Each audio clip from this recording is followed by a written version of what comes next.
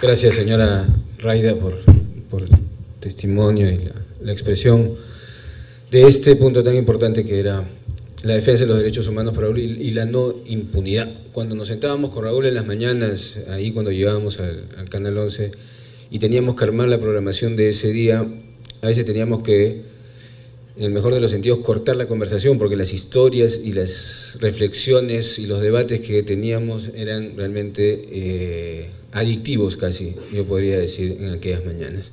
Y un tema que siempre atravesaba a Raúl con un énfasis y una obsesión sana, diría yo, es el de la lucha anticorrupción, ¿no? Creo yo que ningún periodista en el país, y lo repito, ningún periodista en el país ha tenido tanta profundidad, continuidad y de manera sistemática ha seguido el rastro de la corrupción en todos los espacios públicos y en su relación con los privados. Y por eso creo que la presencia de Julio aquí, de Julio Arbizu, que nos ha demostrado cuando tuvo la responsabilidad de la Procuraduría Anticorrupción, es muy importante para resaltar esa parte del legado de Raúl en la lucha anticorrupción. Adelante, Julio.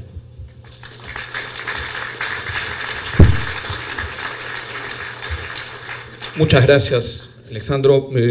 Muchas gracias a Elsie y a Cristian por la invitación, por permitirme estar aquí recordando a Raúl. Un saludo para toda la mesa, un saludo para todos los presentes. Repito, para mí es un honor estar aquí recordando al maestro Raúl Wiener. Yo creo, lo decía Alexandro, Raúl es autor de más de 20 libros y sin embargo probablemente es este el que encarna con mayor exactitud, con absoluta contundencia, lo que es Raúl, lo que representa Raúl para el país. Porque en principio es un libro que se empieza a escribir en el 97 y que es publicado en el 98.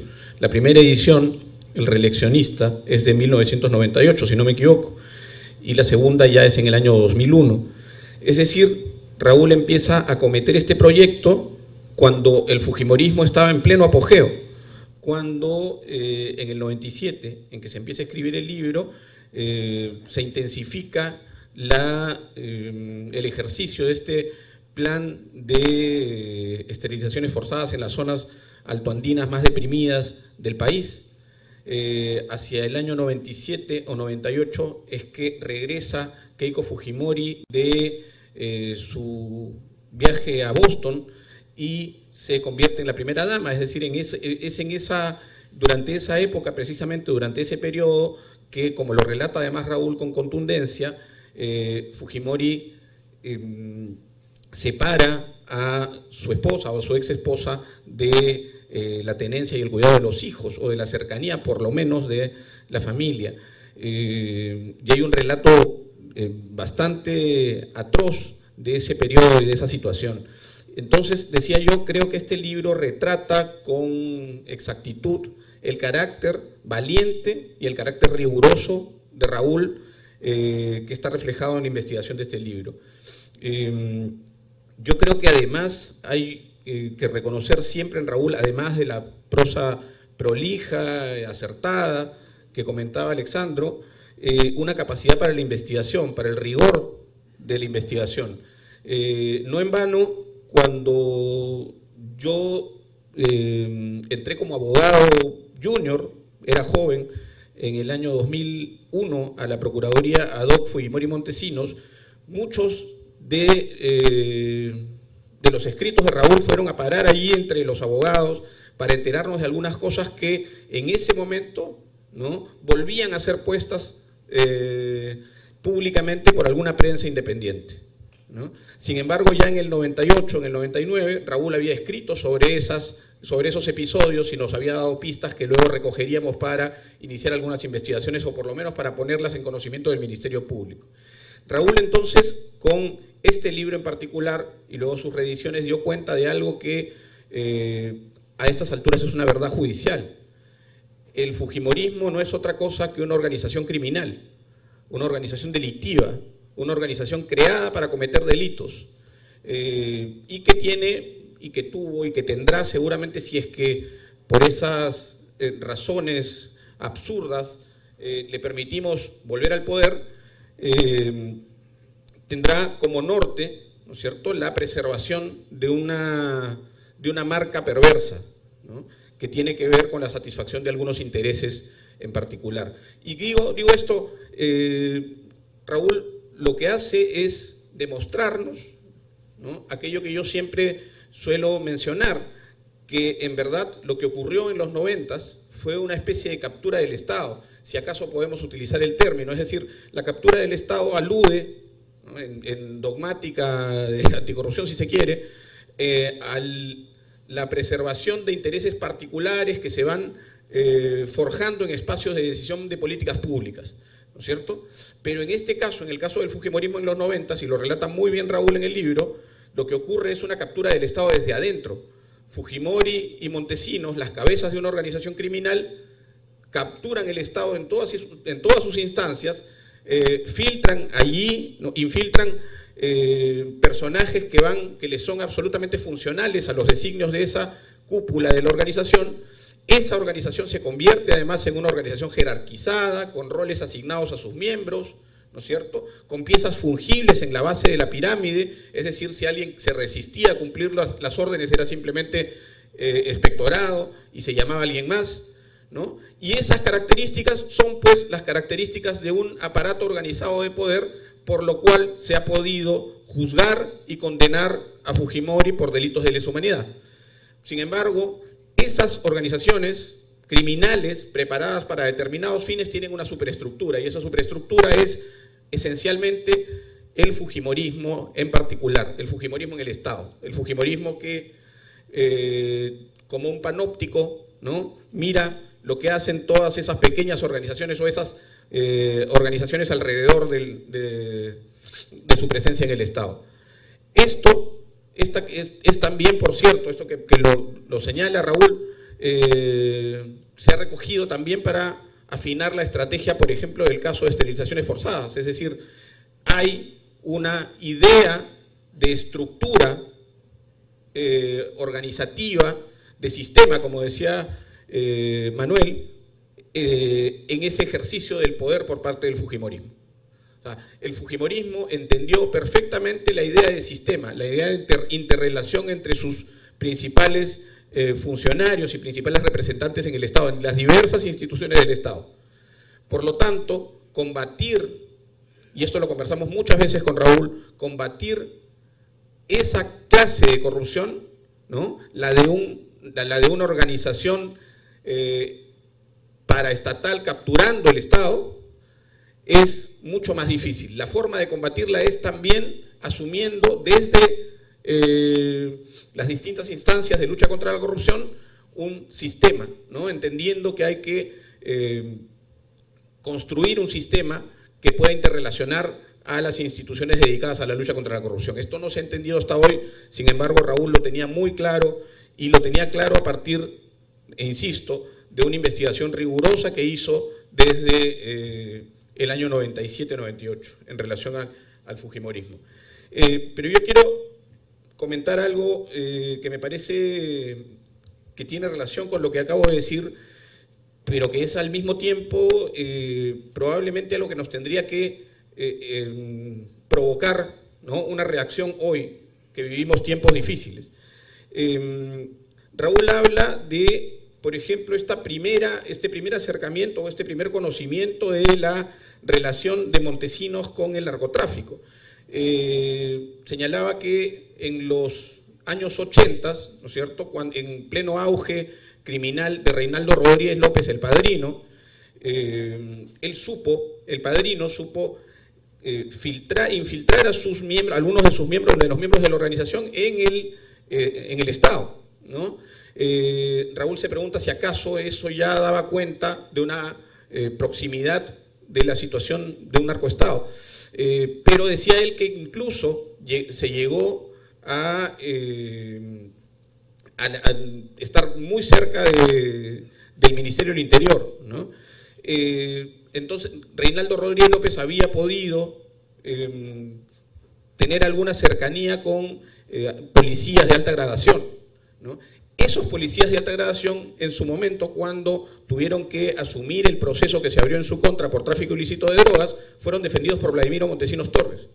O sea, esos policías imputados del delito de tráfico ilícito de drogas a título de partícipes de Reinaldo Rodríguez López el Padrino, probablemente el traficante de drogas más importante de la historia del país, fueron defendidos y fueron además absueltos, ¿no?, por una serie de artilugios legales del propio Vladimiro Montesinos. Ese es el primer acercamiento que yo leo en el libro de Raúl de Fujimori con estos policías. Esto lo sabe Fujimori, ¿no?, al conocer a Montesinos. Le es perfectamente informado esto y a pesar de eso le otorga el poder que ya todos sabemos cómo se usó después. Y en el año 96, ¿no?, ocurre aquello que todos tenemos en la memoria seguramente, ¿no?, la declaración de Demetrio Chávez Peña-Herrera, alias Vaticano, ¿no?, en el sentido de que se estaban cobrando cupos, ¿no?, y que se estaba enviando emisarios desde el SIN, emisarios de Vladimiro Montesinos, para cobrar cupos a los principales narcos de la zona del Guayaga para permitir los vuelos con cargamento de droga, ¿no? Esto también lo relata Raúl y lo conecta con ese primer conocimiento o ese primer acercamiento de Fujimori respecto de la relación de Montesinos con el narcotráfico. Y en el mismo año 96 se encuentra 170 kilos de droga en el avión presidencial, ¿no?, donde iba como tripulante un edecán de Alberto Fujimori. 170 kilos de droga y se abre una investigación que se cierra sin que se conozca de quién era la droga y hacia dónde iba, ¿no? Imagínense ustedes qué pasaría o qué hubiera pasado en estos 5 años si se encontraba 170 kilos de droga en el avión presidencial.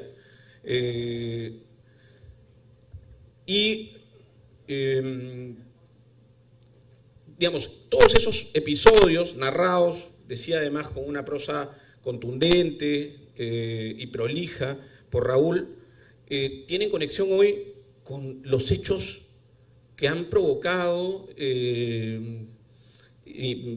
reportajes de investigación en la prensa en las últimas 2 semanas. Me refiero al caso de este señor Joaquín Ramírez, ¿no?, y de sus familiares y de esta red que aparentemente habría constituido uno de sus allegados. Me queda clarísimo que hay una investigación de la DEA, pero me queda mucho más claro que este señor venía siendo investigado hace más de 2 años por el Ministerio Público y me queda claro también que de llegar al poder en el supuesto negado de que el fujimorismo llegue al poder, este será blindado para que no pueda levantarse la inmunidad, por ejemplo, y será muy, muy difícil poder desmantelar, ¿no?, esta organización que parece en ciernes, pero que ya tiene varios años tratando de infiltrar a sus representantes en diversos estamentos del Estado. Decía, esto tiene una conexión necesariamente. Si Raúl pudiera haber conocido esto, seguramente lo conectaría con aquello que en su momento investigó, es decir, hay una impronta muy clara del fujimorismo que tiene que ver con la delincuencia, con el narcotráfico, con la corrupción, con la violación de derechos humanos. En este caso, en estos casos particulares que Raúl fue documentando en el libro, ¿no?, podemos hallar que hay una conexión, que efectivamente corremos el riesgo serio, certero, de convertirnos en un narcoestado muy pronto, si es que no lo fuimos en los 90 y volver a esa realidad. Lo decía también Raúl en el libro, se preguntaba si acaso eso fue un narcoestado. Yo creo que nos debemos esa reflexión ahora, cuando estamos a puertas de una definición tan importante como la del 5 de junio. Quiero terminar solamente citando algunas cosas, algunos párrafos de Raúl que dan cuenta de esa valentía al escribir en el año 97 un libro como en el año 98 un libro como este, ¿no? Fujimori dice, es paranoico hasta el delirio, dice, había despachado a su mujer separándola de los hijos y condenándola en discurso público, ¿no? Y señala algo que me parece que es fundamental para entender lo que pasa hoy, ¿no? Estamos hablando de hace más de 20 años, ¿no? Dice, el señor Fujimori ganaba 562 soles como en su condición de presidente, es decir, ganaba 562 soles mensuales como remuneración por ejercer el cargo de presidente y ganaba 1.500 soles como pensionista. Es decir, si sumamos, tenemos que el sueldo del señor Fujimori total, los ingresos mensuales del señor Fujimori no pasaban de 2.062 soles. Se preguntaba Raúl y nos debemos preguntar ahora si acaso, ¿no?, esos ingresos, ese nivel de ingresos le pudo permitir enviar a sus hijos a 4 universidades diferentes en Estados Unidos y solventar los gastos de alimentación y los gastos de traslado de ellos mismos en esas universidades o en esas ciudades. Creo que eso no es menor. Eso conecta necesariamente todo esto que yo trato de decir es el fujimorismo, es decir, esa entraña perversa, ese sello delincuencial, ¿no?, con el ejercicio de la política actual por parte de la hija de este señor Fujimori. Nada más, yo quiero agradecer nuevamente a todos ustedes y especialmente a Elsie por la invitación. Raúl es, y yo lo escribí alguna vez en una columna que hice,